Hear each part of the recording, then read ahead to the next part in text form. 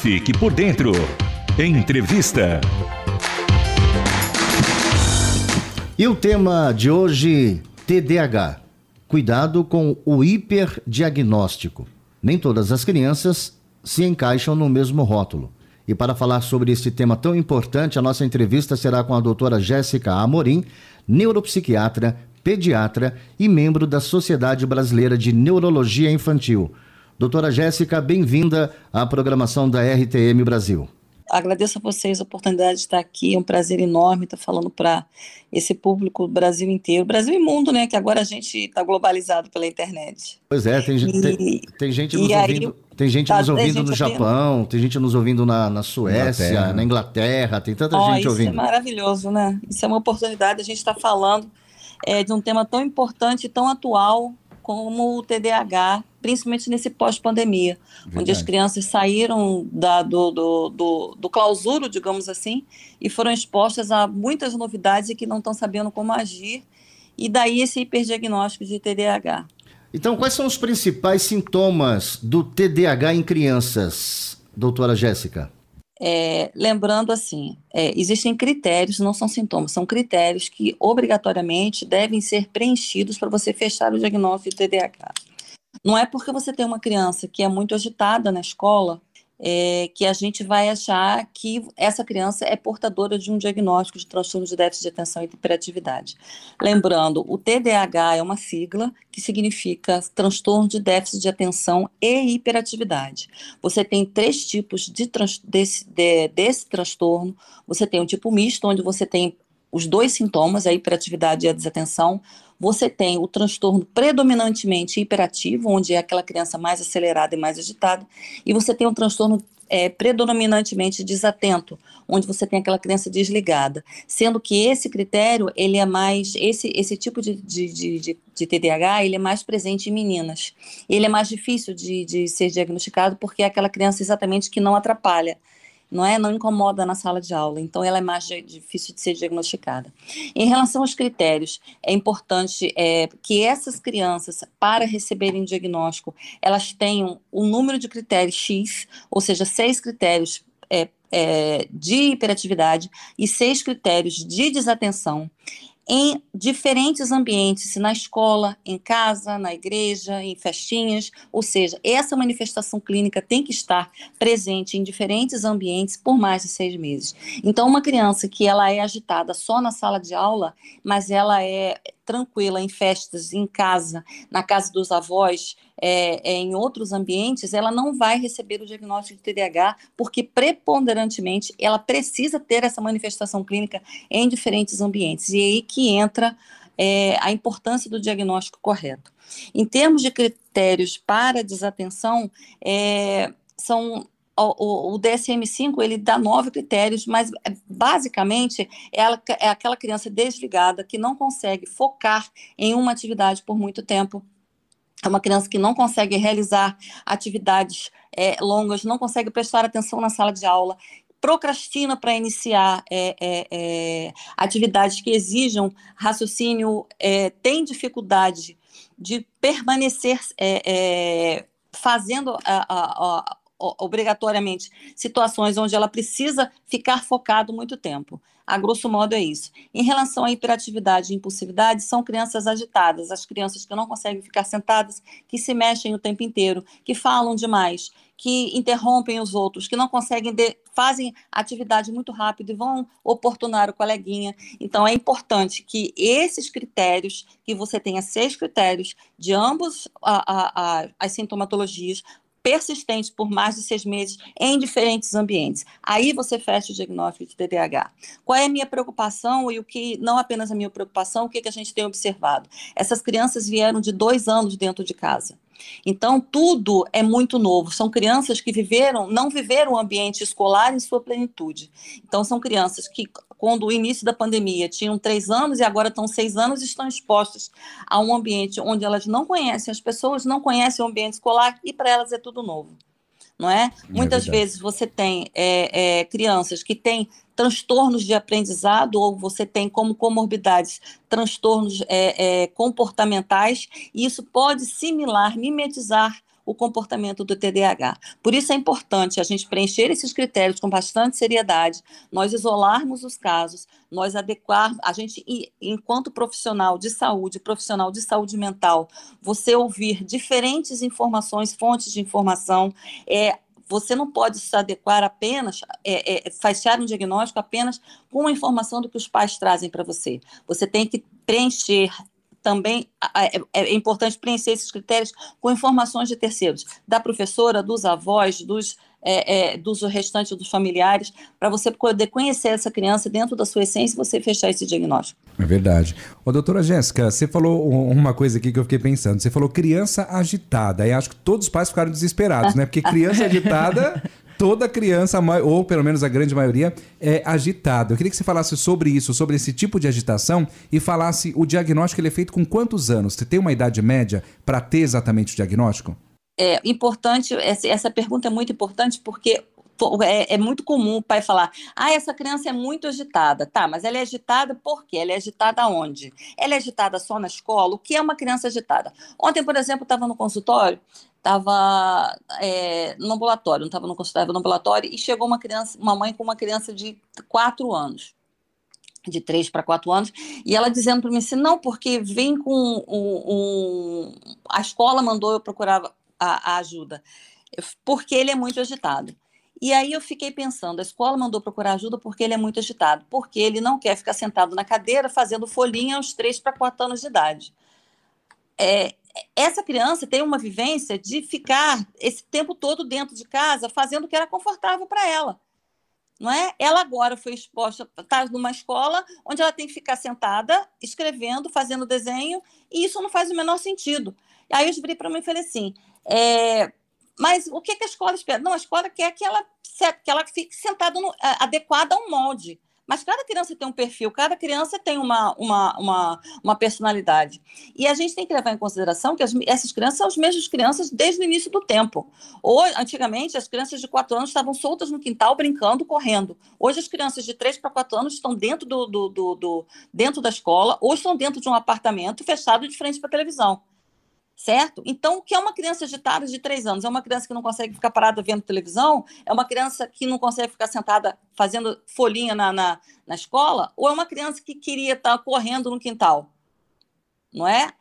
Então, a gente tem que ter muito bom senso em diagnosticar e detectar esses problemas. Outra coisa muito importante, o uso abusivo de telas hoje em dia tem causado uma manifestação clínica de atraso de desenvolvimento nas crianças. Antigamente, como eu falei, nós víamos de uma época onde a criança ela era exposta a outras experiências que não telas. As crianças brincavam com outras crianças, as crianças iam ao parquinho, as crianças iam para a creche, brincavam com outras crianças, brincavam nos quintais, nos parques. Hoje, as crianças menores estão dentro de casa, nos apartamentos cada vez melhores, expostas à tela. A tela, ela age no cérebro na mesma área onde a dopamina, onde você tem uma hiperprodução de dopamina, onde agem as drogas. Então, você tem uma hiperestimulação de dopamina e uma aceleração do comportamento dessas crianças. A dopamina é prazer imediato. Quando você desliga a televisão, a criança fica perdida sem ter o que fazer. Aí é aquela criança agitada que os pais ficam desesperados. Então, hoje em dia, nós estamos com um ambiente que é extremamente tóxico para essas crianças também. Certo? Então, é um conjunto de fatores.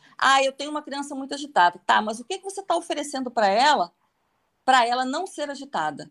Ela está dentro de casa o tempo inteiro olhando para a televisão? Porque a modernidade tem trazido isso para a gente, não é? Então, ficar em apartamentos, em casa, cada vez menores, está ficando complicado para as nossas crianças também. A modernidade, o mundo moderno está gerando uma infância que está sendo muito complicada.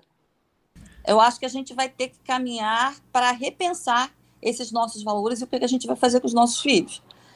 Ficar dentro de casa, olhando para a tela, olhando para a televisão, olhando para o telefone, a gente não está ajudando nessa evolução dessas crianças, certo? E aí os pais falam assim, todas as crianças são agitadas. Não são todas as crianças que são agitadas. E o que são crianças agitadas? É aquele que não consegue ficar sentado na escola? É aquele que não consegue ficar vendo televisão? Eu vou medicar uma criança de 3 para 4 anos com um psicoestimulante porque ele não consegue ficar sentado? Então, a gente tem que repensar a hipermedicalização desses meninos, certo? Que isso é uma coisa que realmente está acontecendo. Cada vez mais você vê, eu atendo em outros estados, eu atendo em Minas, eu atendo em São Paulo, cada vez mais você vê mães e pais chegando com meninos menores, reclamando que são meninos que estão muito acelerados, estão muito agitados, e você tem colegas que estão usando medicação em crianças cada vez menores. 3, 4 anos. Como medicar uma criança de 3 a 4 anos que é agitada? Meu Deus, esse menino era para estar no quintal solto, correndo, brincando na areia.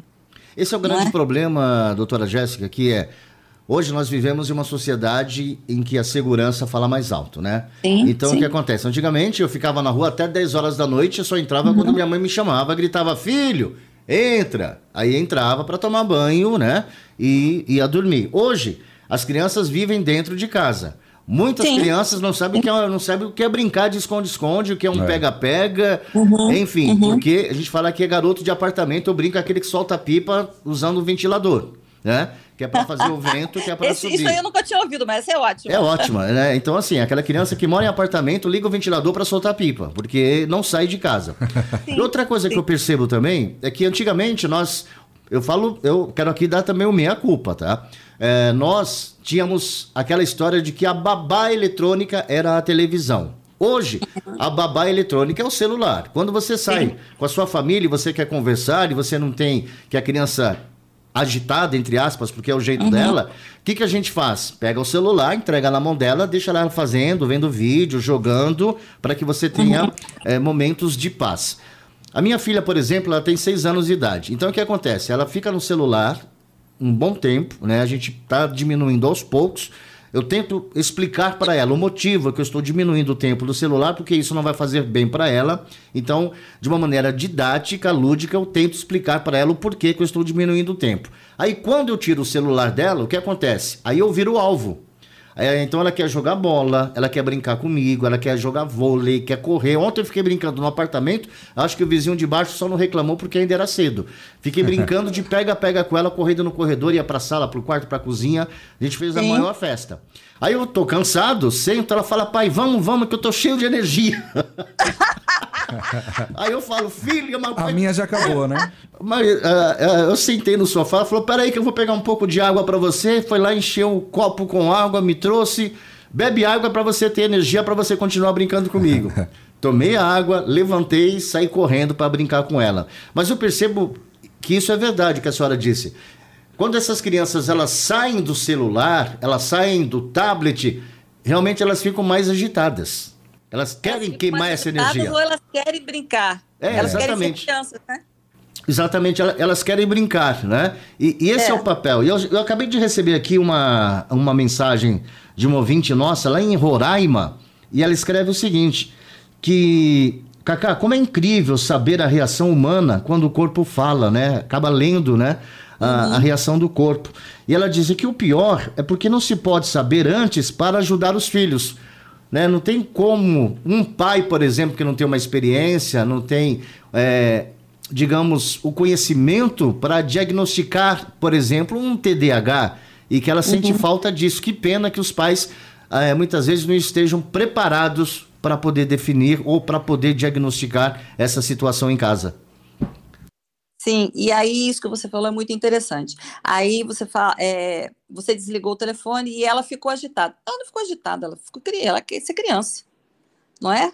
E aí, a gente entendendo todo esse contexto, a gente entende que ela está tendo um comportamento normal de criança e que ela não precisa de forma alguma ser medicada, não é? Eu não vou passar um remédio. O que eu quero te explicar? Os medicamentos hoje em dia que são usados para o TDAH, a gente está falando de TDAH e acabou que a gente ampliou para um leque maior de transtornos. É o metilfenidato, não vou entrar em marca comercial, é o metilfenidato. O metilfenidato é uma substância que age no córtex pré-frontal, modulando os neurotransmissores para que você tenha uma redução da velocidade de processamento dessas informações e você consiga funcionar mais. é ótimo, é excelente. Só que se for só um TDAH mesmo, ele funciona. Se você tiver alguma outra comorbidade, se você tiver algum outro diagnóstico diferencial que esteja modulando, mimetizando os sintomas de TDAH, ele não vai funcionar. O que a gente tem visto muito é tratar TDAH, fazer o diagnóstico de TDAH, entre aspas, tá? Da criança hiperativa ou agitada, e tratar com outros medicamentos para comportamento, principalmente medicamentos neurolépticos, que diminuem a dopamina, diminuem a agitação e diminuem a agressividade ou a impulsividade da criança. Você imagina você diminuir a síntese de neurotransmissores no cérebro que está em formação. A gente não sabe daqui a 10 anos o que vai estar acontecendo, daqui a 20 anos o que isso vai estar acontecendo. Tá? Então, você usar remédios de forma cosmética para você diminuir a agitação, a hiperatividade e a impulsividade das crianças é algo assim bastante que tem que ser pensado com muito cuidado, não é? Eu tenho um filho que é muito agitado. Doutor, isso acontece muito. Doutor, eu vim aqui porque esse menino é muito agitado. Ele não me deixa fazer nada. Ele quer minha atenção o tempo todo. Aí o colega vai ouvir só uma pessoa, só um cuidador, digamos assim, e aí ele medica essa criança para que essa criança fique menos agitada e deixe a mãe fazer as coisas que precisa fazer. Poxa vida, mas eu estou abrindo mão da infância dela para a mãe poder trabalhar, ou para a mãe ficar, sei lá, ter a vida que ela precisa. Então era melhor não ter tido filhos, meu Deus do céu. Como disse essa senhora aí, é difícil, você fez a opção de você colocar esse serzinho no mundo, então a prioridade é dele, não é? Não é assim? Eu acho que, eu não sei, eu sou pediatra, então assim, a criança vem sempre na minha frente, vem sempre na frente de tudo.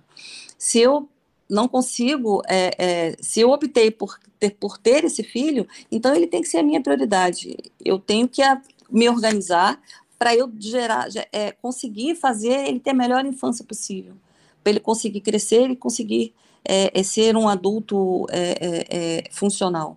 Então, a gente tem que ter muito cuidado nesse diagnóstico, no diagnóstico comportamental. O TDAH é um transtorno clássico que exige critérios de diagnóstico, mas você fazer o diagnóstico de TDAH em crianças agitadas é uma distância muito grande, certo? Então, eu quero deixar aqui o que é mais importante para passar é a seriedade no diagnóstico do TDAH e não tratar cosmeticamente crianças agitadas. As crianças podem ser agitadas porque estão em lares infelizes, as crianças podem ser agitadas na escola ou em diferentes ambientes, porque elas sofrem bullying, porque elas têm dificuldade de aprendizado, porque elas não conseguem se alfabetizar, porque elas têm transtornos de ansiedade, porque elas têm transtornos comportamentais, ou então ela tem baixa autoestima por qualquer outra razão. Elas podem estar hiperativas na escola, agitadas na escola, ou não querendo ir à aula. Você falou de escola, que eu acho importante frisar aqui. O Zamana tem uma participação de uma ouvinte, da Rejane, tá ouvindo a rádio lá na Amazonas, né? Tá acompanhando Manaus. A gente.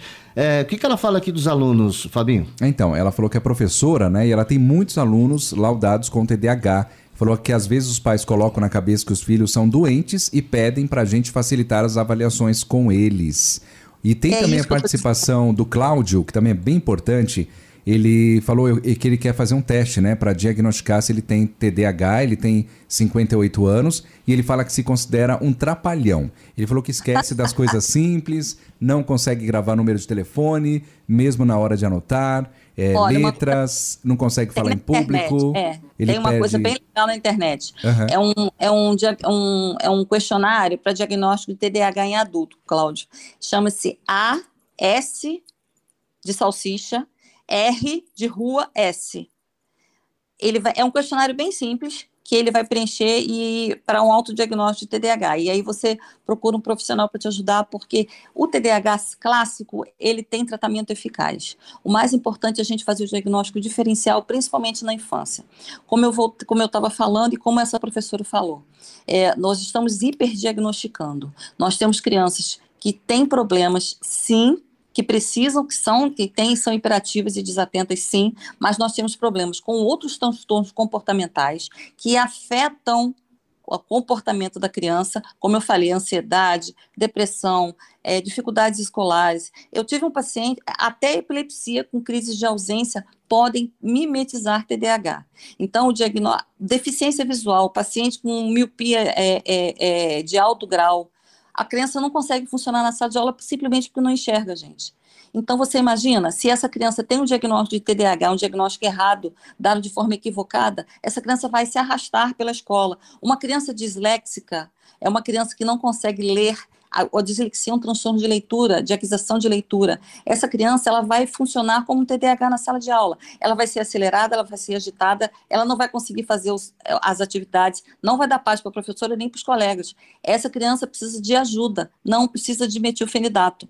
Então, é importante a gente preencher os critérios de forma correta e levar num profissional que tenha capacidade de abraçar essa criança, abraçar essa família e fazer o diagnóstico correto. Não é uma sentença, isso também é importante dizer, é um transtorno tratável e que, na imensa maioria das vezes, a criança tratada com a terapia de forma correta, ela consegue evoluir e ser um adulto produtivo.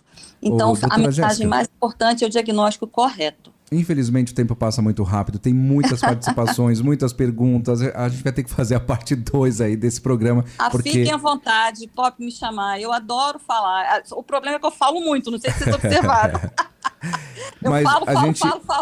A gente abre espaço, doutora Jéssica, para você divulgar suas redes aí. Fique à vontade se quiser. Certo. Eu sou neuropsiquiatra, certo? Eu sou neurologista pediatra e psiquiatra infantil, também com especialização em autismo, transtorno do espectro autista. A minha rede social, meu Instagram é doutora Jéssica, G-E-S-I-K-A, autismo, tudo junto, certo?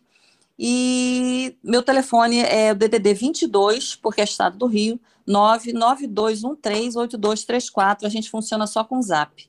Eu estou à disposição para quem quiser mandar zap, quem quiser entrar na rede social e quiser interagir, quiser mandar pergunta, a gente está aberto para isso. E à disposição para outras entrevistas. Eu adoro falar, gente, eu tenho esse defeito. É igual radialista também, a gente adora falar. É um problema sério, não é? Você faz parte aqui da gente, está acostumado, né? A gente fala bastante também. Ó, dá microfone para radialista falar, você tem 1 minuto. É complicado, né? Não sei se é déficit, mas... mas a gente fala bastante. E o tema de hoje foi TDAH, cuidado com o hiperdiagnóstico e nem todas as crianças se encaixam no mesmo rótulo. A entrevista foi com a doutora Jéssica Amorim, neuropsiquiatra, pediatra e membro da Sociedade Brasileira de Neurologia Infantil. Doutora, muito obrigado pela participação e até uma próxima oportunidade. Beijão, tchau. Tchau, até mais. Fique por dentro de segunda a sexta, das 8 às 9 horas da manhã, ao vivo. Acompanhe e compartilhe essa entrevista.